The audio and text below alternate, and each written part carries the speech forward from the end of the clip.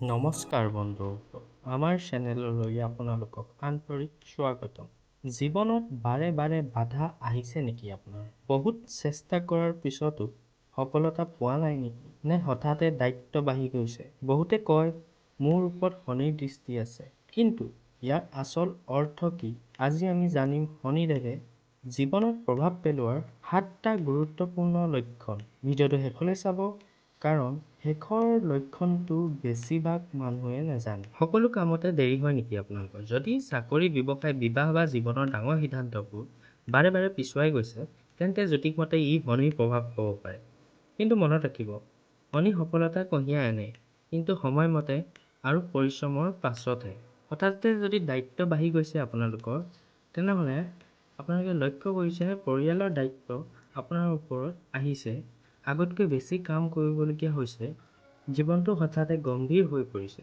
শনিয়ে মানুহক শক্তিশালী আৰু দায়িত্বশীল কৰি তোলে। ধনৰ ক্ষেত্ৰতো যদি সমস্যা আহিছে, টকা আহে কিন্তু নাথাকে, খৰচ হৈ যায়, অপ্ৰয়োজনীয় খৰচ বাঢ়ি গৈছে, তেনেহ'লে আপোনালোকে সঞ্চয় কৰিব লাগে, অপচয় নকৰিব লাগে, টকা পৰিশ্ৰমৰ মূল্য বুজিব লাগে। আধ্যাত্মিক প্ৰতি আগ্ৰহ যদি আহিছে, তেনেহ'লে আপোনালোকে মন্দিৰলৈ যদি সময়মতে যায়, শিৱ পূজা কৰে, জপ কৰে, মন্ত্ৰ উচ্চাৰণ কৰে, ধ্যান কৰিবলৈ ষ্টাৰ্ট কৰে, তেনেহ'লে আপোনালোকৰ শনিৰ প্ৰভাৱ পৰিছে।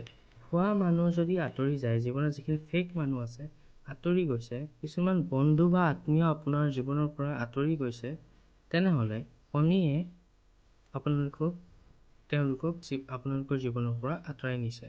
কিয়নো শনিদেৱে ফেক মানুহখিনি আপোনালোকৰ জীৱনত থাকিব নিদিয়ে। যদি আপোনালোকৰ গাঁঠিৰ বিষ, হাড়ৰ সমস্যা হৈছে, মানসিক চাপ পৰিছে, তেনেহ'লে সেইখিনিও শনিৰ প্ৰভাৱত হোৱা বুলি এষ্ট্ৰলজিৰ মতে কোৱা হয়। আপুনি মানসিকভাৱে শক্তিশালী হৈ পৰিছে, পেচেঞ্চ লেভেল বাঢ়ি গৈছে, তেনেহ'লে সেইখিনি শনিৰ দ্বাৰাই হোৱা।